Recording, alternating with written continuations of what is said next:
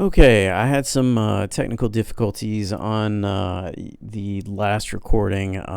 For some reason, the mic cut out on me. So I'm going to go ahead and do this over again and run through these examples. So example one is not bad. It goes through exactly what we talked about. This is the Cephakis paper. We actually familiar. If you haven't read it, it's not a bad paper. It does leave a little bit, it leaves much to be desired in the sense that there's a lot that's missing, but it is a good start. We see perception, we have perception portion, we have a sensory explanation, an illustration rather of sensory and perception with a boundary kind of, and there's a good, nice boundary that's between external environment and internal environment. There's also a knowledge repository that's informed by that is being used rather by a decision-making framework. But that's kind of it. There's not much more than that that's being showcased here. But it is a good start. I do want to highlight that. And there are some good nuggets to be taken out of the Cephakis paper. Now, moving on to the next architecture.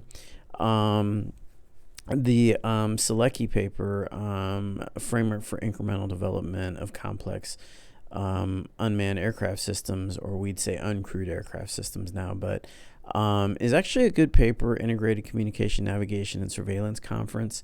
And this is actually as it relates to an autonomous vehicle, and I'm sorry, not an autonomous vehicle, a uncrewed autonomous vehicle. That's where I'm going with that. This is an aerial vehicle.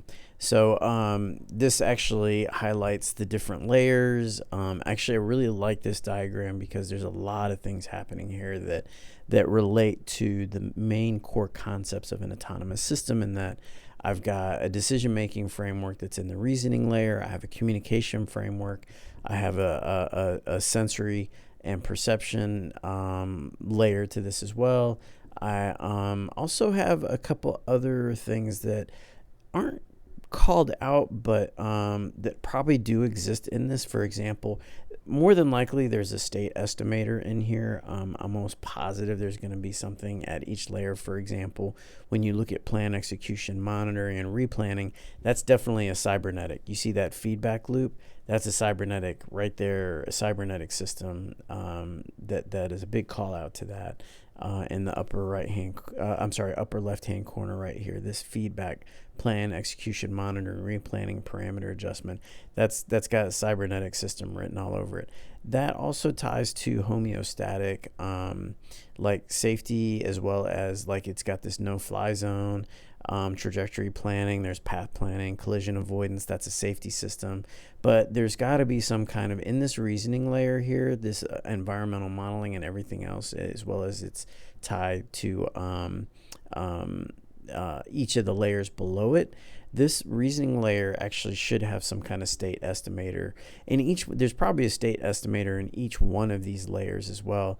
But it goes all the way down to asset layer, MATLAB, flight simulator, fixed wing, rotary aircraft, hybrid, kind of hardware asset, flight dynamics model. It probably runs through all of that. But anyway, this really does a good job of showcasing the some of the core common elements of an autonomous system as we have laid it out in our course here. So the last one that I wanted to show here is related to autonomous vehicle or autonomous. I believe this is a Tesla, a high level abstracted architectural diagram of Tesla's autonomous vehicle driving technology. So on the left-hand side, you got sensors, you got front-facing, you got a 32-channel LiDAR. You can do 3D, and those go into an artificial intelligence model. So we've got a deep learning model that is being that's running that's both managing and estimating and predicting based on those sensory frameworks. Then you have GPS IMU. You probably remember we've been working with IMUs as well. A GNSS system, a GNSS, as well as a CAN shield.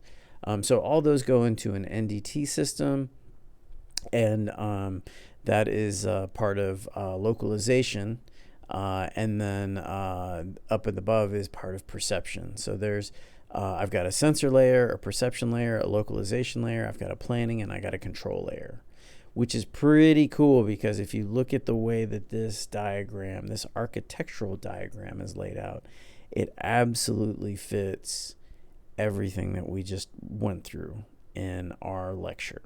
So if you go back up to our lecture, back up to here, state estimation, sensor localization, cybernetic, maybe not cybernetic called out so much, but we have artificial intelligence, we have a control system, and those are highlighted real well. Now remember what I said earlier is that an autonomous system doesn't have to take all of these. It just has to take a majority of these, most of these, for it to be classified as an autonomous system, and for it to be to make the grade, so to speak.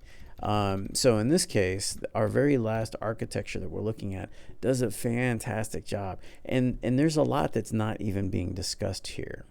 So, for example, I know when you're looking at this, there are absolutely cybernetic components or cybernetic subsystems within this. There are state estimators that are also within this. We've got perception, localization. Even though it's not said out in as a high-level subsystem, mapping shows up as a lower-level subsystem down here, NDT mapping right here. So this is a really good example of how, if you learn the fundamentals, you can actually, the fundamentals that we're teaching here in this course, they help to inform how you can build an architecture that is actually useful in the real world.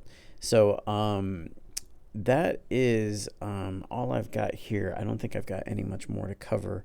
So that should cover us for right now. If you have any questions, of course, feel free to reach out, but that's all I got for this short lecture. And I will see you in the next learning activity.